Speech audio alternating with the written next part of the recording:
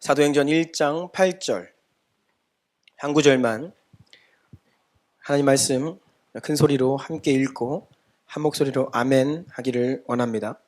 시작. 오직 성령이 너희에게 임하시면 너희가 권능을 받고 예루살렘과 온 유대와 사마리아와 땅끝까지 이르러 내 증인이 되리라 하시니라. 아멘. 제가 다시 한번 기도드립니다. 존귀하신 주님, 주님께 부름받아 함께 예배드리고 말씀 앞에 설 수 있음이 큰 은혜임을 고백하며 감사를 드립니다.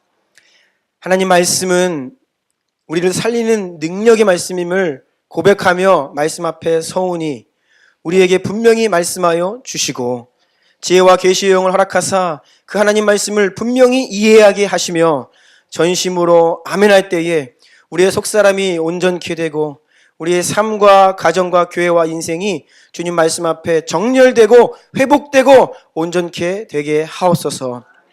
원수는 은혜 받는 것을 싫어합니다. 그래서 방해하는데 그 모든 흑암의 세력을 예수 그리스도의 이름으로 꾸짖고 대적하며 물리치오니 주의 보혈을 우리 가운데 덮으시고 성령 하나님 말씀 중에 홀로 역사하여 주시옵소서.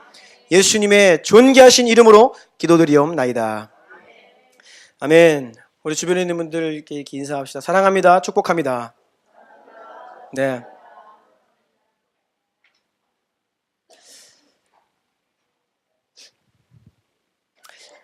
우리 이후 초청 예배가 한 주 앞으로 다가왔습니다.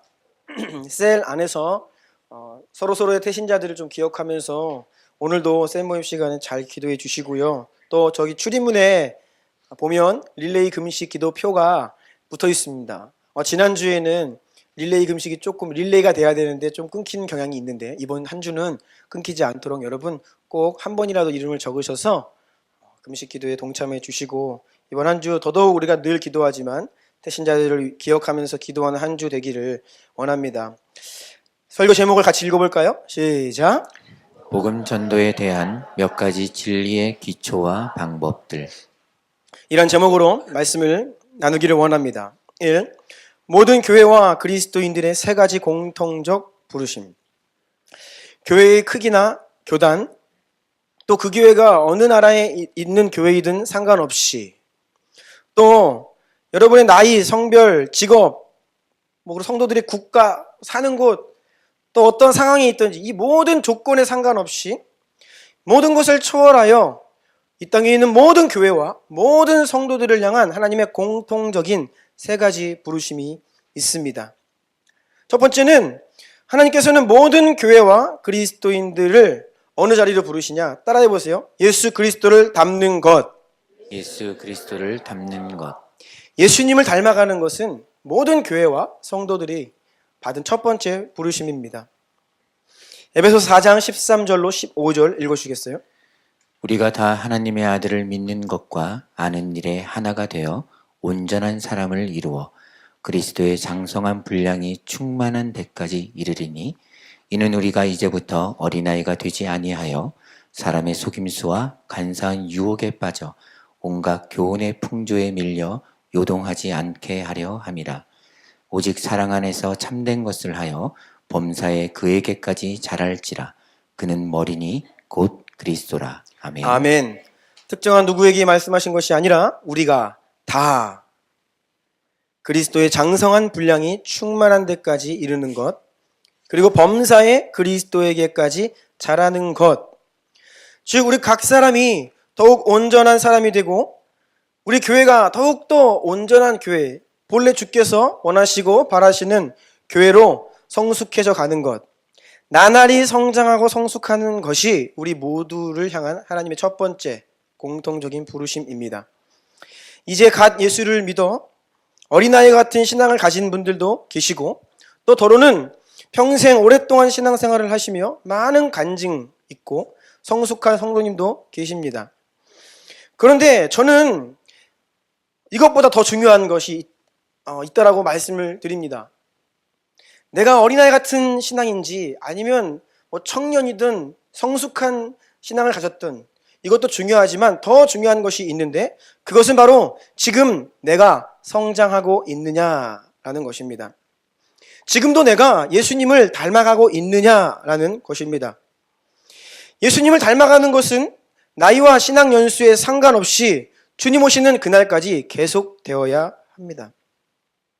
만약 우리의 목표가 우리가 닮아가야 할 대상이 역사적으로 위대한 어떤 인물, 사도 바울, 어떤 사람이라고 하면 모르겠어요. 누구는 나 이만큼 했으면 됐다 라고 이야기할 수 있겠죠.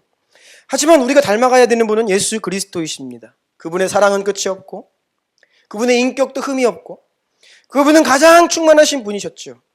그 사랑은 제한이 없고 우리가 아무리 닮아가고 성장하고 자라가도 끝없는 그분의 광대하신 위대하신 바로 예수 그리스도, 우리가 닮아가야 될 분이시기 때문에 평생을 신앙생활하고 평생을 알아가고 배워간다고 하여도 나는 다 했다라고 이야기할 수 없는 것입니다.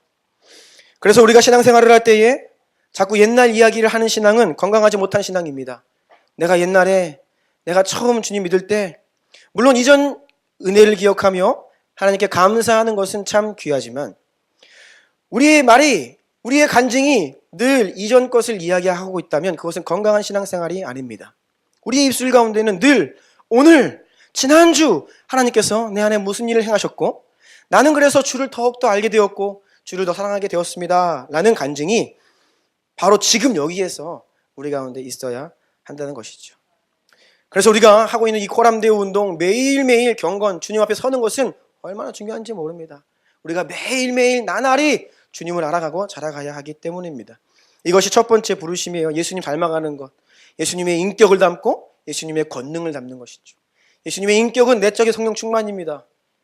예수님의 권능은 외적인 성령의 기름 부으심입니다. 우리는 예수님을 닮아가는 부르심을 받은 자들입니다. 두 번째 공통적인 부르심이 있어요. 그것은 새 계명의 순종함으로 서로 사랑하는 것입니다. 요한복음 13장 34, 35절 읽어주세요. 새 계명을 너희에게 주노니 서로 사랑하라. 내가 너희를 사랑한 것 같이 너희도 서로 사랑하라. 너희가 서로 사랑하면 이로써 모든 사람이 너희가 내 제자인 줄 알리라. 아멘. 첫 번째 부르심이 나 자신이 구원받은 성도 각각 사람이 모든 교회가 예수님을 닮아 자라가는 것이라면 이제 두 번째 부르심은 나로부터 우리에게로 확장이 됩니다. 그래서 주께서 허락하신 믿음의 공동체 안에서 서로 사랑하라는 부르심이죠.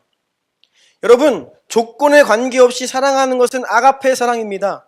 그 사람으로부터 나에게 사랑이 오지 않아도 내가 사랑하는 것은 이것은 하나님이 말씀하신 아가페 사랑이죠. 그런데 성도 간의 사랑은 달라요. 내 안에 성령님이 계시고 저 지체 가운데 성령 하나님이 거하십니다. 내가 사랑하고 그가 그 성령을 힘입어 나를 사랑합니다. 서로 사랑하게 되면 이것이 코이노니아예요. 이 부르심을 우리는 받은 존재예요. 서로 사랑하라. 결국은 내가 예수님을 닮아가면서 이제는 이것이 우리에게로 확장되는 것입니다. 성도들의 하나됨, 서로 사랑. 그런데 이것은 한 지역교회 안에서만 국한된 것이 아닙니다. 서로 사랑하라 말씀하신 주님의 말씀은 그냥 주나임 교회 안에서 주나임 성도들끼리 서로 사랑해라 라는 말씀이 아닙니다. 이 땅 위에 모든 그리스도인, 모든 믿음의 형제 자매들이 서로 사랑하라. 그래서 이것을 잘 해석하자면 교회 연합으로의 부르심이에요. 모든 성도, 모든 교회가 교회 차원에서도 서로 코이노니아하고 서로 사랑하는 것입니다. 우리는 공통적으로 이러한 두 번째 부르심을 받은 자들입니다. 세 번째 부르심입니다. 그것은 대위임령의 순종함으로 모든 민족에게 복음을 전하며 제자를 삼는 것입니다. 마태복음 28장 19, 20절 다 같이 읽겠습니다. 시작. 그러므로 너희는 가서 모든 민족을 제자로 삼아 아버지와 아들과 성령의 이름으로 세례를 베풀고 내가 너희에게 분부한 모든 것을 가르쳐 지키게 하라. 볼지어다 내가 세상 끝날까지 너희와 항상 함께 있으리라 하시니라. 아멘. 아멘. 자, 첫 번째 부르심이 나를 향한 것이었고 두 번째 부르심은 우리에게로 확장되었다면 세 번째 부르심은 더 확장되어 온 세상을 향한 부르심입니다. 나로부터 교회 안에 있는 서로 사랑, 더 나아가서 이제는 교회 밖에 있는 예수님을 모르는 세상의 사람들을 향하여 복음을 증거하라고 하는 부르심을 받습니다. 이것이 바로 아브라함에게서부터 우리에게 허락하신 복의 통로 되게 하신 부르심입니다. 우리에게 복을 주셨고 우리가 복이 되었고 이제는 모든 민족이 우리를 통하여 복을 받게 되는 바로 예수 그리스도의 이름이 우리를 통해 흘러가는, 이 교회를 통해 흘러가는 부르심이죠. 이 세 가지 부르심은 특별한 부르심이 결코 아닙니다. 나는 예수님을 닮아가는 부르심이 있어. 나는 교회 연합의 부르심이 있어. 나는 영혼 구원의 전도에 특별히 나는 부르심이 있어. 아니요. 이 세 가지는 여러분 모두에게, 모든 교회에게 주신 공통적 부르심입니다. 그런데 이 세 가지는 독특하게도 서로 긴밀히 연동되어 있습니다. 첫 번째부터 두 번째, 두 번째로 세 번째가 긴밀히 연동되어 있어서 어느 한 가지를 소홀히 하면 다른 것을 이룰 수 없는, 함께 가는 이 세 가지가 같이 가는 부르심이에요. 여러분들 가운데, 모든 여러분들 가운데 이 세 가지 부르심을 하나님이 허락하셨고 지금도 이 자리로 여러분들을 부르고 계십니다. 청년들 가운데 인생의 데스티니, 하나님은 내 인생에 어떤 구체적인 계획을 가지고 계시는가 고민이 되죠. 그것을 알고 싶어 합니다. 여러분, 이 세 가지 부르심 안에 거하고 여러분이 이 세 가지 부르심 안에 순종하며 따라가는 가운데 구체적인 부르심을 얻게 되는 거예요. 이것과 동떨어진 부르심이 아닙니다. 그래서 한 가지 분별 수단이 있어요. 이것이 과연 하나님께서 나를 부르시는 길이 맞는가? 예, 이 세 가지 공통적 부르심 안에 그 부르심이 있어야 됩니다. 여러분의 인생을 향한 하나님의 계획은 바로 이 세 가지 부르심 안에서 여러분에게 구체적으로 주어지는 부르심이라는 것입니다. 그리고 청년들뿐이 아닙니다. 모든 연령과 상관없이 우리 모두를 향한 주의 부르심이에요. 자, 2번으로 가볼까요? 다양한 전도의 방법과 단계들. 한 사람이 복음을 듣고 그리스도를 믿어 영접함으로 구원에 이르는 과정은 매우 다양합니다. 어떤 사람은 전혀 모르는 어떤 길거리 전도자의 외침에 이끌려 교회로 나아갈 수 있습니다. 또 어떤 분들은 복음을 듣고 그 자리에서 극적으로 예수님을 믿기도 합니다. 우리가 지난 금요일 연합 예배 때 터키 쿠르드 목사님의 간증을 들었어요. 터키에 사역하시는 선교사님과 또 터키 목사님이 오셨지요. 그 쿠르드 목사님께서 이렇게 말씀하셨지요. 터키 동부 지방에 교회가 거의 없는 지역입니다. 정말로 0.05% 복음화율. 근데 그 지역에 교회가 하나 있는데 이분이 그 교회 앞을 지날 때마다 계속해서 마음의 무언과 저기로 가야 하는가라고 하는 이런 마음의 움직임이 오랫동안 지속적으로 들었다고 했죠. 그래서 나중에 이제 이분이 주님을 믿게 된 이후에 그것이 하나님의 음성이었다, 하나님의 부르심이었다는 것을 간증하는 것을 우리는 들었습니다. 그렇게 그저 교회 앞을 지나갈 뿐인데도 그 마음의 끌림을 느낄 수가 있어요. 그래서 교회로 나아갈 수도 있습니다. 반면에 어떤 사람은 가족들과 주변 사람들이 끊임없이 교회로 초청하고 복음을 전해도 좀처럼 교회로 발걸음하지 않는 분들도 계십니다. 오랜 기간 동안 여러 번 복음을 들었지만 전혀 변화의 기미가 없어 보이는 분들도 많이 계십니다. 지금까지 초청 주일 때마다 제가 이 복음을 이런저런 모양으로 다양한 접근법으로 복음을 전해보지만 그 복음을 듣고 그 자리에서 내가 예수님 믿겠습니다 라고 결단에 이르는 것은 결코 쉬운 일이 아님을 우리는 잘 알고 있죠. 사람들이 그리스도에게로 인도되는 방법과 과정 매우 다양하다는 겁니다. 전도가 법적으로 자유로운 나라에서는 여러 가지 다양한 접근법으로 전도할 수 있죠. 이런 방법, 저런 방법 다 동원해서 사람들에게 접근하고 또 복음을 전할 수 있습니다. 그런데 반대로 전도하는 것이 법적으로 제한이 되어 있으면 이제 전도할 수 있는 방법이 굉장히 위축되고 제한될 수밖에 없죠.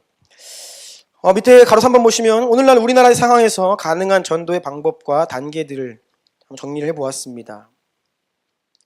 복음을 듣는다고 바로 믿는 게 아니죠. 많은 과정들이 있을 수 있는데요. 보면 좀 어색할 수 있는데요. 낯설 수 있죠. 홍보, 전도의 방법입니다. 홍보, 이미지, 관계, 직접, 초청. 목적에 따른 여러 가지 전도를 분류해 본 겁니다. 홍보는 목적이 무엇이냐면 교회를 인식시키는 거예요. 이 사람으로 하여금 우리 주나님교회가 이곳에 있습니다라고 알려주는 것입니다. 그래서 주로 주보를 건네든지 전단지를 주든지 아니면 물티슈 같은데 교회 약도와 교회 이름을 써가지고 이렇게 주는 이러한 형태의 전도는 다 우리 교회를 이 사람에게 알리는, 그죠? 홍보하는, 우리의 존재를 알리는 차원의 가장 낮은 수준의 단계의 전도라고 할 수 있습니다. 이미지 전도가 있습니다. 이것은 교회가 있다는 것을 인식시키는 것을 넘어서서 교회에 대한 좋은 인상과 이미지를 갖도록 하는 것입니다. 교회가 이 지역에 있음으로 인해 이 교회가 우리에게 도움이 되는구나 라고 하는 긍정적인 생각을 갖도록 하는 거죠. 그래서 거리 청소를 한다든지 또 더운 여름에 음료를 제공한다든지 또 각종 사회에서 봉사활동을 할 수 있고요. 또 이웃 중에 어려운 분들에게 구제하거나 장학금을 줄 수 있습니다. 여러 지역 행사에 참여할 수도 있습니다. 이 모든 것들이 교회가 우리에게 무언가 도움을 주는 좋은 곳이구나 라고 하는 좋은 이미지를 갖게 하기 위한 방법입니다. 세 번째는 관계입니다. 지속적으로 교회 밖에 있는 누군가와 관계를 맺는 겁니다. 만나는 거지요. 품고 교회로 인도하기 위해서. 그리고 직접 전도, 복음을 전하는 겁니다. 사형리, 1대1 정도, 전도 폭발, 거리 전도자들, 이런 경우가 그들에게 직접 복음, 십자가, 부활, 복음이 들려지게 함으로 예수님께로 인도하려 하는 방법입니다. 마지막으로 초청이 있습니다. 결국은 이 모든 전도의 방법들은 초청으로 귀결됩니다. 왜냐하면 결국 예수님을 믿으면 한 지역 교회의 몸이 되게 돼 있어요. 결국은 이곳에 와서 함께 예배드리며 공동체의 지체가 되어 신앙생활을 하게 돼 있죠. 그래서 누군가를 이 교회로 인도하여 정착하여 뿌리내리게 하는 이 초청에 이르기까지 다양한 방법들이 있습니다. 사도행전을 보면 주로 직접 전도 형태만 나타나죠. 그것은 아직 복음이 전해지지 않은 지역과 상황이기 때문입니다. 지금도 전방개척 지역에 가면 직접 전도, 그 사람을 만나 1대1로 이렇게 계기를 통해 관계를 형성하거나 또는 여러 계기를 통해 접촉점을 만들어 복음을 전하는 방식, 거의 유일한 방법이죠.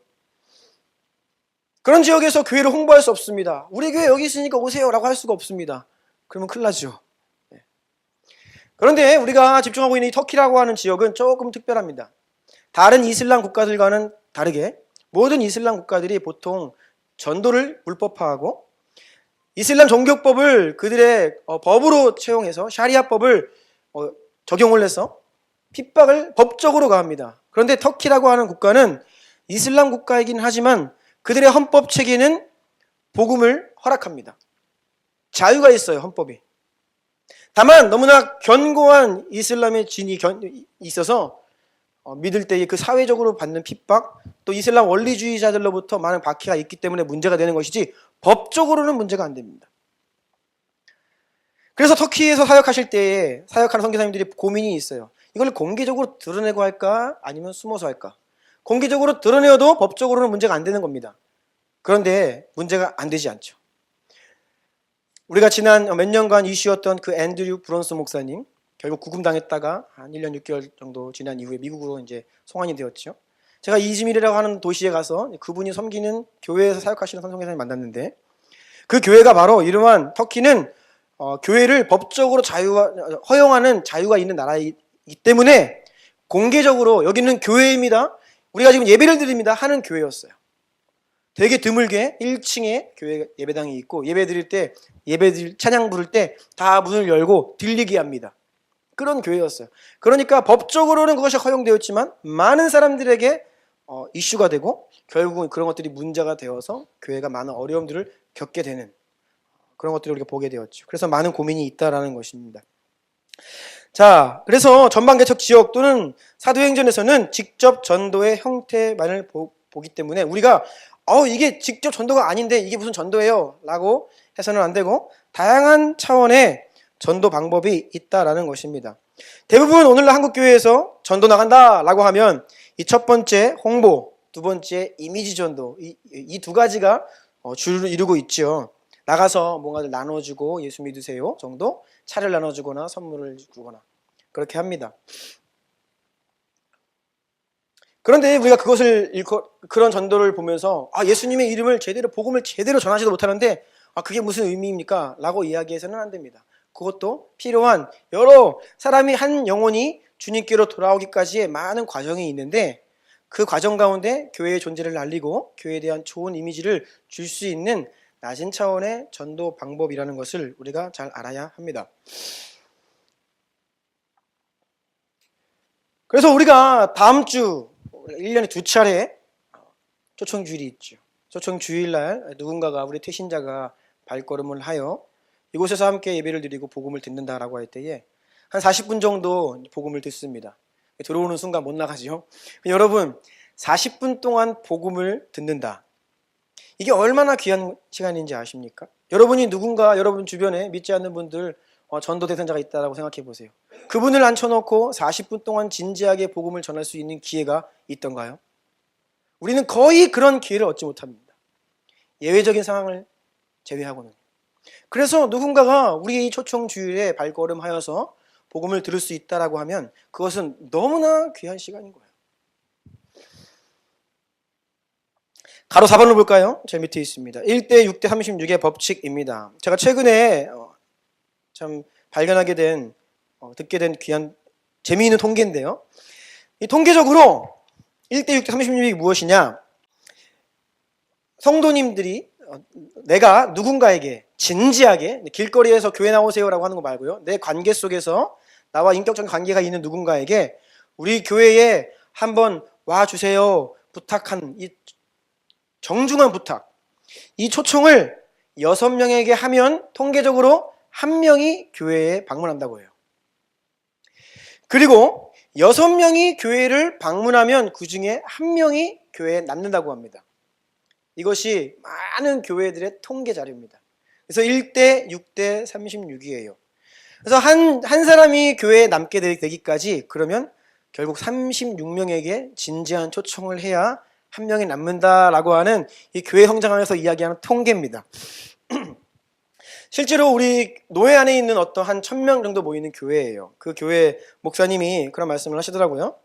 작년에 이제 이 교회가 전도주의를 한 겁니다. 성도님들이 이제 태신자를 품고 기도를 했습니다. 기도를 하면서 그 교회 성도님들이 총 2200명에게 초청장을 주면서 초대했어요, 교회로. 2200명에게. 그러자 당일날 300명이 교회를 방문했고 그 가운데 80명이 교회에 등록을 했다고 합니다. 조금의 차이는 있지만 큰 틀에서는 1대 6대 36 얼추 이 비율이라는 겁니다. 여러분 이 통계에 따르면 오늘날 전도가 안 된다라는 말 반은 맞지만 반은 틀린 말입니다. 전도가 안 되는 것도 있지만 오히려 우리가 전도에 위축되어서 전도를 하지 못하고 있다라고 보는 게 맞죠. 왜냐하면 1명의 성도를 얻기 위해서 36명에게 진지한 기도 가운데 초청을 해야 1명의 열매를 얻을 수 있다는 것을 생각할 때에 우리가 전도 자체에 위축되어서 전도를 하지 못하고 있는 것이 우리의 현실이다라고 보는 것이 더 정확한 진단이라는 거예요. 제가 생각을 해보았습니다. 우리 교회는 그러면 이 통계가 먹히는가? 1대 6대 36. 제가 볼 때는 안 먹힙니다. 우리 교회처럼 조금 우리의 정체성을 좀 더 명확하게 하고 이렇게 하니까 조금 더 갭이 큰 것 같아요. 모쪼록 이런 통계를 우리가 참고하면 되겠습니다. 중요한 것은 다음 페이지입니다. 3. 전도에 관한 몇 가지 진리의 기초. 에베소서 6장 14절에 보면 진리로 너희 허리띠를 띠라 라고 말합니다. 허리는 우리 힘의 중심이죠. 우리가 무엇을 하든 교회가 사역을 하든 우리가 무엇을 하든 하나님의 말씀 위에 서서 그것이 무엇인지를 온전히 이해하고 확신 가운데 행해야 되죠. 이것이 바로 진리로 허리띠를 띈다라는 말입니다. 전도라고 하면 막 힘들고 부담스럽고 어렵고 전도가 무엇인지에 대해서 하나님의 말씀이 우리에게 뭐라고 정의해 주는지를 우리가 그 진리로 허리띠를 띠고 나아가야 됩니다.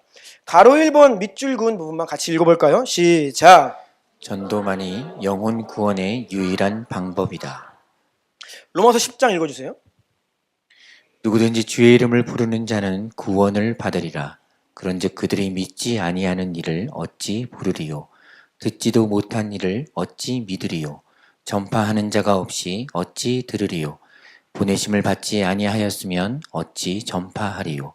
기록된 바 아름답도다 좋은 소식을 전하는 자들의 발이여 함과 같으니라. 아멘. 전도와 선교에 있어서 가장 기본적인 원리입니다. 구원을 위해는, 구원받기 위해서는 복음을 들어야만 합니다.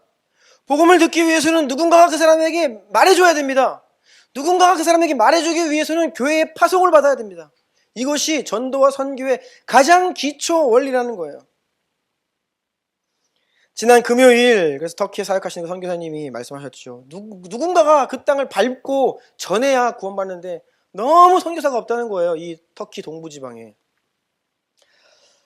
누군가가 직접 예수님을 전해야만 그것을 듣고 구원받을 수 있지 않습니까? 그래서 여러분 기도 많이 해주시고 기도만 하지 말고 꼭 와서 복음을 전해주세요라고 강력하게 우리를 부탁하셨잖아요. 하나님은 이 과정을 생략하지 않으십니다. 능력의 하나님, 초월적인 하나님, 기적의 하나님이기 때문에 이 과정을 생략하지 않으세요. 보내는 자가 있고 파송을 받아 가는 자가 있고 가서 복음을 전하고 그 복음을 듣고 구원에 이르는 이 전도의 과정을 하나님은 결코 생략하지 않으십니다. 주님은 어떻게 보면 매우 미련해 보이는, 매우 비효율적으로 보이는, 절대적으로 사람의 입을 통해 복음이 전파되고 구원을 받게 되는 이 전도의 방법, 이것으로 영혼을 구원하기로 작정하셨기 때문이에요. 고린도전서 1장 21절 다 같이 읽어볼까요? 시작. 하나님의 지혜에 있어서는 이 세상이 자기 지혜로 하나님을 알지 못하므로 하나님께서 전도에 미련한 것으로 믿는 자들을 구원하시기를 기뻐하셨도다. 아멘. 네, 굉장히 미련해 보이지요. 구식처럼 느껴질 수 있습니다. 굉장히 비효율적으로 보일 수 있어요. 그런데 하나님은 이 전도에 미련한 것으로 믿는 자들 구원하시기를 기뻐하셨도다. 아멘. 우리는 전도가 미련해 보이고 부담스러워 보이고 버거워 보이지만 주님은 전도로 영혼 구원하시는 일을 기뻐하십니다. 그리고 여기에 순종하는 한 사람을 통해 예정하신 한 영혼을 부르십니다. 여러분, 성경은 저와 여러분을 증인이라고 말합니다. 우리가 그리스도의 증인이라는 거예요. 그런데 우리는 요즘 세상을 보면서 증인이 얼마나 중요한지를 알고 있죠. 각종 사회 문제와 법정 싸움들, 국가를 막 흔들어 놓는 이런 일들이 많이 있습니다. 그런데 그 현장에 있는 누군가가 그것을 보고 들은 그 증인들이 입을 다뭅니다. 그러면 어떻게 돼요? 진리는 가려지게 되어 있습니다. 한 사람의 증인이 침묵을 하면 진실은 가려지게 되어 있어요.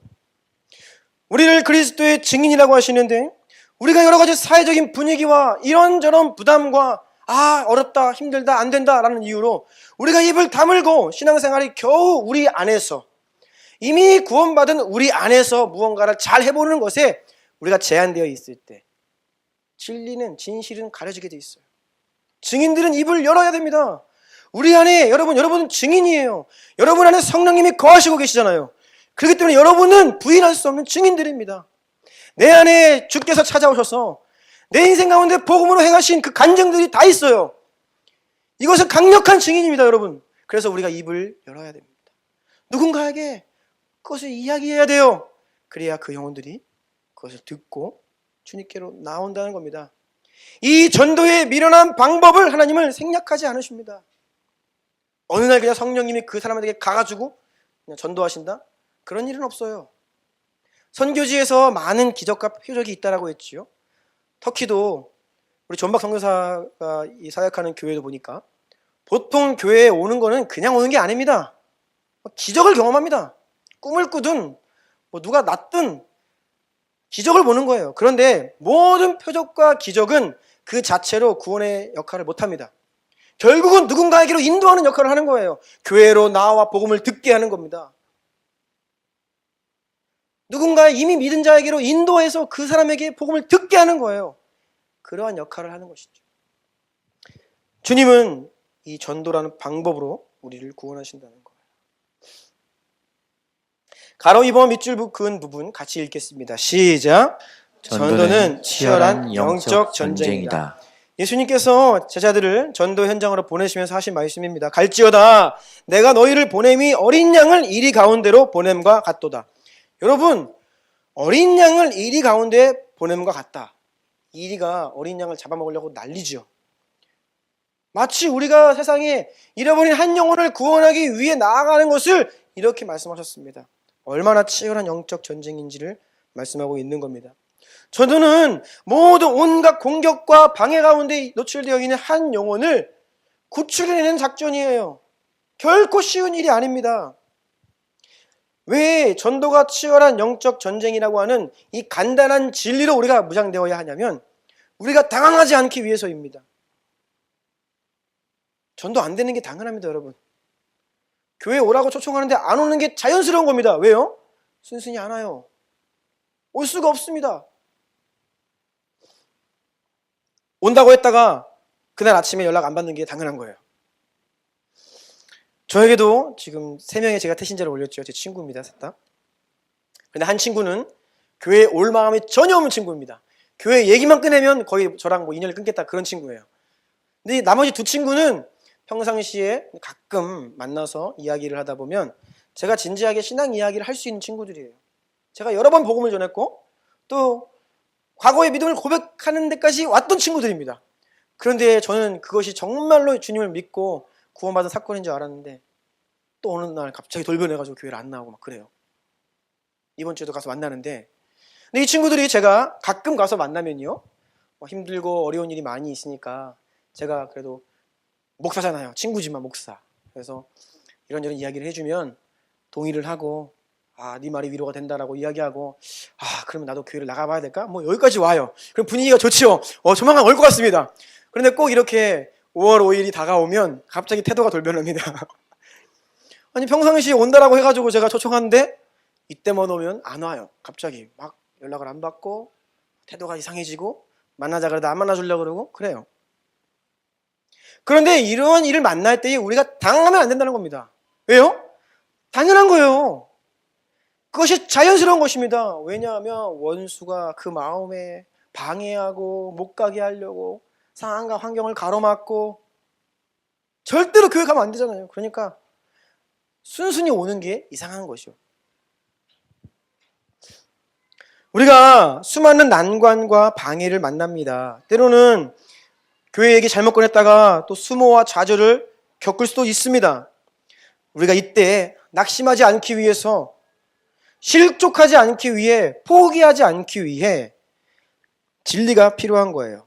바로 주님께서 하신 말씀. 내가 너희를 보냄이 양들을 어린 양을 이리 가운데로 보냄과 같다라는 말씀이시죠. 이 진리를 명확하게 이해하고 믿었던 초대교회의 모습입니다. 사도행전 5장 41, 42절 다 같이 읽겠어요. 시작. 사도들은 그 이름을 위하여 능력받는 일에 합당한 자로 여기심을 기뻐하면서 공회 앞을 떠나니라. 그날이 날마다 성전에 있든지 집에 있든지 예수는 그리스도라고 가르치기와 전도하기를 그치지 아니하니라. 아멘. 초대교회가 이제 복음을 전하는데 이들이 끌려가고 잡히고 매맞고 고문당하고 이러한 일이 벌어졌습니다. 너무나 고통스러운 일을 경험했어요. 그런데 이상한 반응을 합니다. 갑자기 기뻐합니다. 이 사도들이. 매맞고 고문을 당해가지고 만신창이가 되어 있는데 기뻐해요. 왠지 아십니까? 이것이 진리를 아는 것의 능력입니다. 예수님 말씀하셨거든요. 세상이 너희를 미워하거든 기뻐하라. 하늘에 상급이 있고 방해가 있을 것이다. 오히려 자기 자신들이 주님께서 말씀하신 그 말씀 안에 있는 거예요. 복음을 증거하기 때문에 당연히 받아야 될 방해를 만나고 고난을 받는 것이죠. 그래서 오히려 위축되지 않고 기뻐하며 전도하기를 그치지 아니하였다라고 기록되어 있습니다. 그래서 초대교회는 이것이 결코 쉬운 일이 아님을 알았기 때문에 늘 함께 했습니다. 함께 모여 기도하고 어려운 일이 있을 때 함께 그것을 돌파해 내었습니다. 영적 전쟁이기 때문에 결코 혼자 할 수 없는 겁니다. 함께 가야 되는 거죠. 가로 3번의 밑줄 읽겠습니다. 시작. 전도는 오직 성령의 능력으로만 가능하다. 베드로전서에 보니까 이것은 하늘로부터 보내신 성령을 힘입어 복음을 전하는 자들로 이제 너희에게 알린 것이요. 그러니까 베드로 사도가 편지를 쓰고 있는데 이 편지를 받는 성도들에게 하는 말이에요. 바로 성령을 힘입어 너희에게 복음을 전했기 때문에 너희가 이 복음을 믿었지 않냐. 바로 복음 전하는 자들의 정체성입니다. 성령을 힘입는 거죠. 성령을 힘입어야 복음을 전할 수 있다라고 성경은 우리에게 이야기합니다. 가로 4번입니다. 밑줄 읽겠습니다. 시작. 전도는 사랑과 축복의 방법으로 해야 한다. 누가복음 10장 5절에 보니까 복음을 전하러 파송하는 제자들에게 어느 집에 들어가든지 먼저 말하되 이 집이 평안할지어다. 샬롬을 선포하는 겁니다. 축복하는 겁니다. 여러분, 전도는 강요가 아닙니다. 억지 설득이 아니에요. 누군가가 오기 싫어하는데 끌고 올 수 없습니다. 그럼 안 오겠다고 하는데 끌고 오지 마십시오. 네. 전도는 그런 것이 아닙니다. 강요할 수 없어요. 그리고 여러분 논쟁하지 마십시오. 설득하려 하지 마십시오. 궁금해서 여러분에게 어떤 질문을 하거나 대화의 장이 열렸을 때 여러분이 온유하게 대답할 말을 준비하십시오. 그래서 상황이 허락되면 겸손하게 이것이 절대 진리임을 우리는 믿지만 그 사람들은 그것을 알지 못해요. 독단적으로 이것이 진리야 라고 이야기해서는 안 됩니다. 내가 믿기로는, 내가 믿는 내용은 우리가 이렇게 겸손한 태도를 잃어서는 안 됩니다. 그리고 영혼들을 축복하고 섬기고 기도해야 됩니다. 이 방법으로 전도하는 겁니다. 우리가 진리의 편에 서 있다, 진리를 이야기한다라고 할 때 조심해야 될 것. 내가 진리를 이야기하니까 내 태도 상관없어. 무조건 진리를 전해야지. 그거 아니라고 이야기해야지. 아니요. 우리가 아무리 맞는 말을 하고 우리 입술에서 복음의 진리가 전해진다라고 하여도 그 방법이 사랑의 방법이 아니면 오히려 이를 그르칠 수가 있습니다. 오늘날 여러 가지 이슈들이 있죠. 사회적인 이슈, 동성애, 이런 많은 이슈들이 있습니다. 낙태. 우리는 하나님의 말씀을 근거로 하여 정확한 우리 입장이 있죠. 우리는 이것이 진리라고 믿습니다. 그런데 이것을 세상에 이야기할 때 우리가 독단적인 방법으로 이야기해서는 안 돼요. 어떤 사람들은 이것이 진리이기 때문에 그냥 막 이야기해야 됩니다. 아니요. 예수님도 불의 앞에 분노하셨습니다.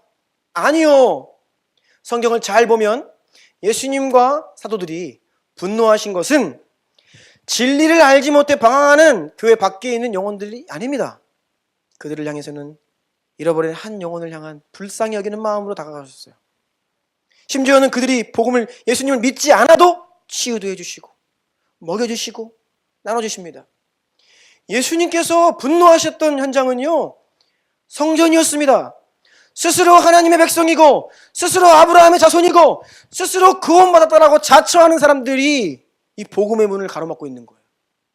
아니, 바울이 복음을 전하는데 누가 제일로 방해합니까? 유대인들이요. 가는 곳마다. 그럴 때에 사도 바울이 분노했고 예수님도 성전이라 일컫는 곳에 하나님의 백성이라고 말하고 이야기하는 그 바리새인, 서기관, 이런 사람들, 외식하는 자들을 향해 분노하셨지, 복음을 듣지 못해서 이것이 참인지 것이 모르는 그런 사람들 향해서 분노하지 않으셨습니다. 그래서 여러분, 우리가 세상을 바라볼 때에 분노의 감정으로 나아가면 안 돼요. 불쌍히 여기는 마음으로 그들을 사랑하고 섬기고 축복하는 방식으로 우리는 복음을 전해야 합니다. 그래서 논쟁하지 말라는 겁니다. 막 논쟁하다 보면 얘가 왜 이렇게 말귀를 못 알아들어, 막 화가 나고 감정이 올라오고 그러면 막 설득하려고 그러고, 야 이거 모르냐, 막 이렇게 되면요 벌써 그냥 그거 끝난 겁니다. 그 친구 마음에 복음이 들어가겠습니까? 설득으로 되는 것은 아니에요. 하지만 우리가 온유한 태도로 묻는 말에 대답해 줄 수 있도록 준비해야 한다. 이것을 기억하시고 축복합니다. 가로 5번 밑줄 읽겠습니다. 시작. 전도의 가장 필수적이고 중요한 방법은 바로 기도하는 것이다. 예, 우리가 매일 오전 10시 2분에 누가복음 10장 2절을 함께 기도합니다. 그렇죠? L10-2 운동 한 지가 벌써 한 4년 된 것 같아요. 같이 읽어볼게요. 시작. 이르시되 추수할 것은 많되 일꾼이 적으니 그러므로 추수하는 주인에게 청하여 추수할 일꾼들을 보내주소서 하라. 아멘. 이 말씀은 예수님께서 제자들을 복음을 전하라고 보내시면서 너희는 또한 복음을 전하는 가운데 이러한 기도를 하라고 말씀하셨어요. 자신이 추수의 일꾼 되기를 원하는 자가 추수의 일꾼을 요청할 수 있습니다. 이것이 L10-2 기도예요. 그래서 여러분 시간이 되면 매일 아침 10시 2분에 카톡에 L10-2가 딱 올라옵니다. 결코 이것을 형식적으로 넘기지 마시고요. 꼭 이 말씀을 믿음으로 선포해 주시고 여러분의 태신자의 이름을 불러가며 그 영혼들을 축복하세요. 내 친구가, 내 가족 누군가가 지금 어디서 무엇을 하고 있습니다. 하나님 불쌍히 여겨주시고 주님 찾아가 주시고 그 마음을 부드럽게 변화시켜 주셔서 내가 참에 주님께로 돌아와야겠습니다. 축복하시라는 겁니다. 저도 어려서부터 모태신앙으로 자라났지만 제가 한 번도 주님을 인격적으로 만난 적이 없었는데 20대에 주님을 만났어요. 한 부흥회에 참석해서 그 강사 목사님이 저의 머리에 손을 딱 얹고 기도를 하시는데 그냥 그 자리에서 성령이 임하고 제가 주님을 인격적으로 만나게 되었습니다. 여러분, 그러면 제 머리에 손을 얹고 기도해 주신 그 목사님이 능력 있는 분이세요? 네? 그분의 단 한 분의 기도로 내가 주님을 인격적으로 만난 것입니까? 그렇지 않습니다. 제 20년이 넘는 인생 가운데 제 부모님과 주변에 있는 수많은 분들이 저를 위해서 기도해 주신 거예요. 그 기도가 쌓여서 이제 비로소 그 순간 열매를 맺은 것이죠. 예수원의 고 대천독 신부님의 할아버지인 R.A. 토레이의 책을 보면 이 R.A. 토레이도 믿음의 가문에서 태어났습니다. 어려서부터 교회를 출석했죠. 그런데 단 한 번도 자신이 가르침을 받은 이 지식의 복음이 실제가 되는 경험을 못했는데 어느 날 잠을 자다가 중간에 깨어서 갑자기 불현듯 초자연적으로 이 지식으로 아는 하나님에 대한 이 복음의 내용이 마음으로 믿겨지고 회개하고 회심의 경험을 하게 됩니다. 그래서 이분 스스로가 이것이 다른 누군가를 내가 만나서 도움을 받고 가르침을 받으면서 일어난 일이 아니라 잠을 자다가 깨어나가지고 이러한 역사가 있었기 때문에 하나님이 전적으로 홀로 하신 일이다 라고 생각을 했는데 먼 훗날 알게 되었다는 거예요. 그것은 그냥 하나님 홀로 나에게 하신 일이 아니었구나. 그것은 바로 자신의 부모님과 주변의 친구들이 자신의 구원을 위해 회심을 위해 오랫동안 기도해 온 것을 자기는 몰랐던 거예요. 그래서 자신의 구원은 극적이었고 하나님께서 불현듯 그 순간 역사하신 것 같아 보였지만 사실 알고 보니 오래전부터 많은 사람들이 나를 위해 기도한 결과였습니다 라고 그의 책에서 이야기를 합니다. 우리가 태신자라고 합니다. 그 말이 성경적입니다. 태신자, 아이가 엄마 뱃속에 잉태되어서 태어나기까지 10개월이 걸립니다. 누군가가 주님 안에 새롭게 태어나기 위해서는 잉태기간이 필요해요. 그 잉태기간은 바로 그 영혼을 축복하고 섬기고 기도하는 기간입니다. 그런데 이것이 사람마다 달라요. 그 기간이. 그런데 우리는 그 잉태의 기간 속에서 때로는 인내하지 못해서 포기하고 쟤는 안 될 것 같아. 그래서 누군가 구원을 위해 기도하다가 여러분의 그 구원 대상자, 전도 대상자 리스트에 있다가 지금 사라진 분이 계십니까? 여러분 포기하면 안 됩니다. 아무리 우리의 생각이 그 사람은 안 돼 라고 이야기를 해도 우리는 그 영혼이 돌아오는 날까지 하나님께 기도해야 합니다. 바울은 이렇게 이야기했죠. 나의 자녀들아 너희 속에 그리스도의 형상을 이루기까지 다시 너희를 위하여 해산하는 수고를 한다 라고 이야기를 합니다. 우리의 기도가 바로 영혼을 구원하기까지의 시간입니다.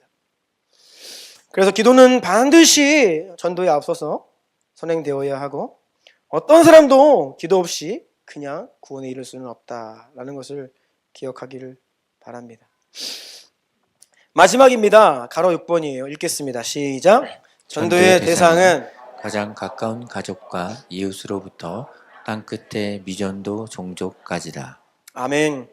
예, 사도행전 1장 8절 읽겠어요. 오직 성령이 너희에게 임하시면 너희가 권능을 받고 예루살렘과 온 유대와 사마리아와 땅끝까지 이르러 내 증인이 되리라 하시니라. 아멘. 예루살렘부터 땅끝은 동시적인 개념입니다. 즉 여러분, 우리가 이러한 착각에 빠지면 안 됩니다.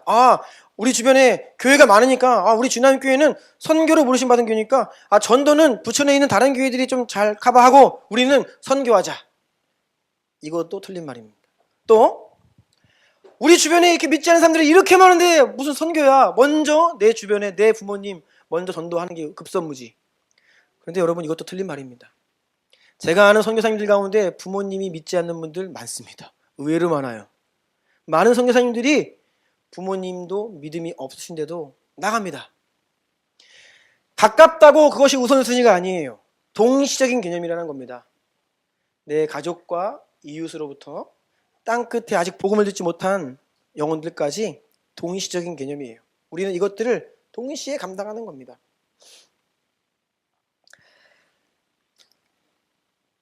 그래서 오늘 이 전도에 관한 몇 가지 진리의 기초들을 나누었는데, 이것을 여러분 너무나 간단한, 이미 알고 있는 것 같지만 우리 안에 다시 한번 새겨야 될 진리들입니다. 이것을 마음에 새기고 우리가 결코 영혼을 위한 기도, 초청하고 복음을 전하는 일에 이것이 단순하게 행사가 되어서는 안 되고 우리가 살아가는 동안에 계속해서 우리 가운데 있어야 합니다. 마지막으로 한 말씀만 드리려고 합니다. 여러분, 전도가 어려운 이유를 제가 생각해 보니까요, 신앙생활을 오래 할수록 전도가 어렵습니다. 왜냐하면 교회를 오래 다니면요, 관계가 믿는 사람들 퍼센테이지가 높아지고 믿지 않는 분들이 정리가 되더라고요. 저도 친구들 이외에는 이제 거의 관계를 잃어버렸어요. 신앙생활을 하고 우리가 잘 믿음 생활을 하면 할수록 이상하게 관계들이, 세상 사람들과의 관계가 퍼센테이지가 줄어들어요. 그래서 전도의 기회를 얻기가 힘든 측면이 있죠. 이것은 현실입니다. 그리고 전도가 우리가 해야 되는 무슨 특별한 일, 교회 행사에 동원되는 어떤 이런 것으로 인식을 하기 때문에 부담을 느껴요. 여러분, 결코 부담을 느끼지 마십시오. 여러분, 기도하라고 하는 것은 데려오라는 게 아닙니다. 그냥 그 영혼을 위한 기도로만도 만족합니다. 기도로 시작하면 결국 그 영혼이 변화되기 때문이에요. 그래서 우리 가운데 이러한 행사 또는 특별한 해야 되는 일, 부담을 가질 것이 아니라 그저 우리는 존재하는 순간 복의 통로로 부르심을 받았다는 것을 기억해야 하고요. 그리고 이것이 홀로 하기가 어렵기 때문에 특별히 셀 안에서 서로의 태신자들의 이름을 굴러가며 함께 기도로 서로 협력하기를 축복합니다. 제가 매 초청 주일을 앞두고 성도들의 태신자 리스트를 가지고 기도를 이제 많이 하잖아요. 그러면 여러분, 그분이 실제로 우리 교회에 방문을 하잖아요. 그럼 제가 그분 얼굴 처음 보거든요. 근데 그분의 이름을 기억하면서 오래 기도했지요. 그러면 익숙해요. 꼭 오래 본 사람처럼 느껴져요. 기도하는 그분이 왔잖아요. 그러면 이 마음가짐이 달라요. 그냥 어느 날 모르는 사람이 오는 것과 내가 오랫동안 함께 기도했던 영혼이 오는 것은 달라요. 여러분이 셀 안에서 다른 태신자들의 이름을 불러가면서 함께 기도하면요, 그 영혼이 하나님의 은혜로 이곳에 왔을 때에 우리 모두가 낯설지 않게 또한 그 영혼을 환영하며 축복할 수 있는 것입니다. 자, 기도하겠습니다.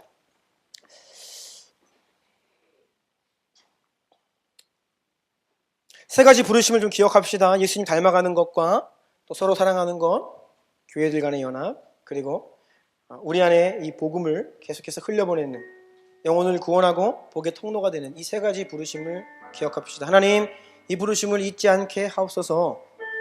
우리에게 이 귀한 복음을 허락하셨고 또 이런 부르심을 주셨는데 우리가 늘 기억하게 하소서라고 한번 기도했으면 좋겠고요. 특별히 우리가 복음의 통로 되기를 원한다고 간절히 기도합시다. 우리는 연약합니다. 나는 연약합니다. 성령을 힘입어야만 가능합니다. 주님, 은혜 주셔서 우리가 영혼을 구원하는 부르심에 하나님, 그 부르심을 이루게 하시고 이 교회가 영혼을 구원하는 부르심을 이루게 하여 주십시고, 특히 다음 주일 이후 초청 예배 가운데 하나님 준비된 영혼들을 보내시고 태신자들의 상황을 변화시키시고 그들이 이곳에 발걸음했을 때 이 공간의 영적 분위기를 조성하시고 그들을 찾아가시고 그 마음을 두드리시고 그들이 예수님을 알게 하시고 믿게 하시고 구원받게 하십시오. 우리 이런 마음으로 주여 한번 부르고 기도합니다.